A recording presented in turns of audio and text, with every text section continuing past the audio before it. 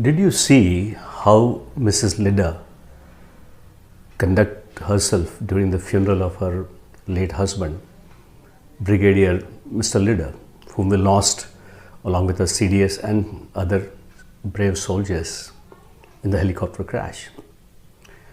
She was all grace, wasn't she? She was in full control of her emotions. She, in fact, personified resilience. She defined resilience. So, how do we define resilience? Resilience is nothing but our ability to bounce back.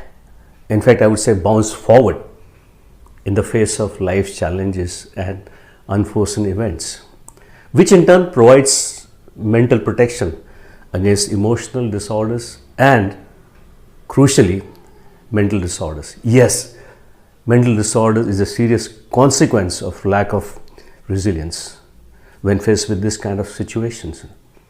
I remember, we have a lot of, by the way, challenges, say life challenges. If you see, we have this academic failures, we have relationship failures, emotional issues, then we have career failure and what have you. But above all, it is the unforeseen events which really shatter us. Unforeseen events like accidents, natural disasters, and sudden loss of loved one. Loss of loved one reminds me of the departure of my close associate whom I lost this March. We worked closely together. I didn't know what to do. I was at a loss, end of the road situation, because I was not able to modify my thinking or think about how I was acting and behaving.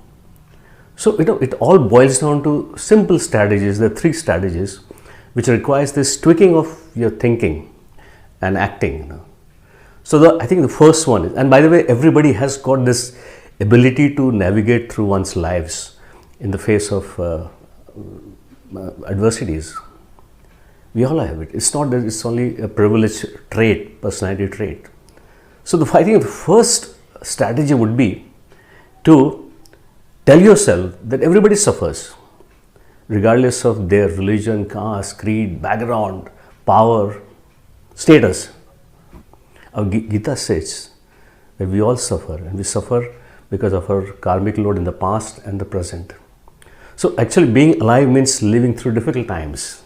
The challenge is that we have to live with the difficult times and also live a life,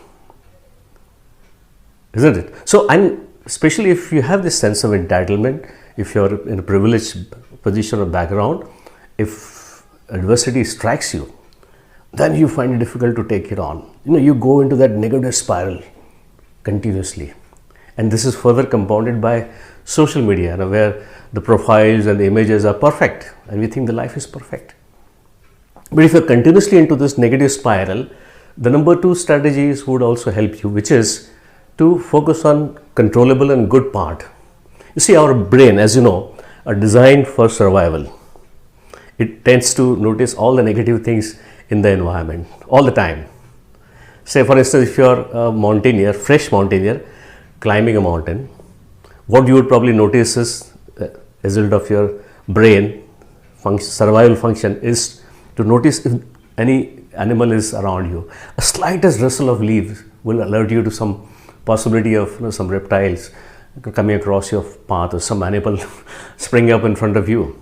You actually don't enjoy the climb, do you? Which is the good part. That's how our brain functions. I remember, it's like you say, I have this Velcro. We become Velcro for negative emotions. They stick.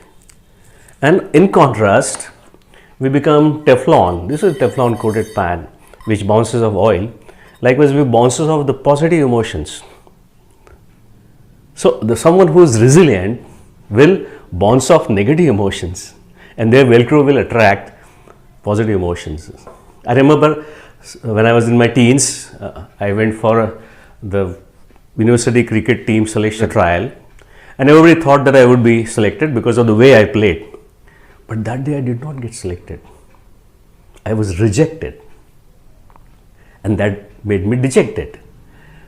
I remained dejected for a long time, Until one day my mother came, said, Nitin, तुला काय झालं?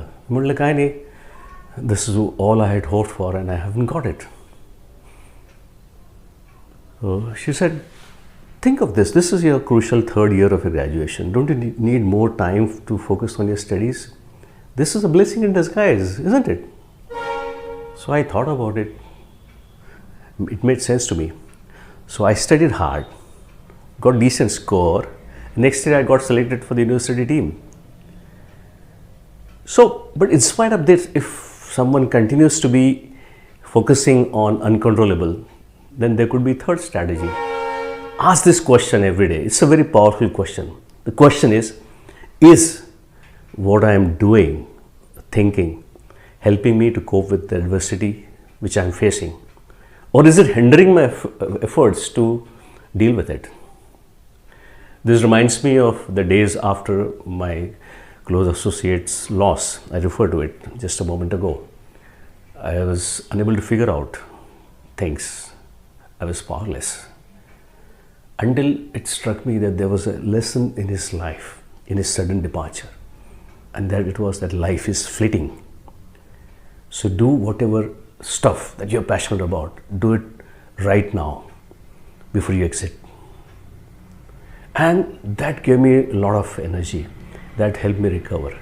So these three simple adjustments, first one being that everyone suffers, second is control on controllable, focus on controllable and good things, and third thing is ask this question, is what you're thinking, doing, helping you?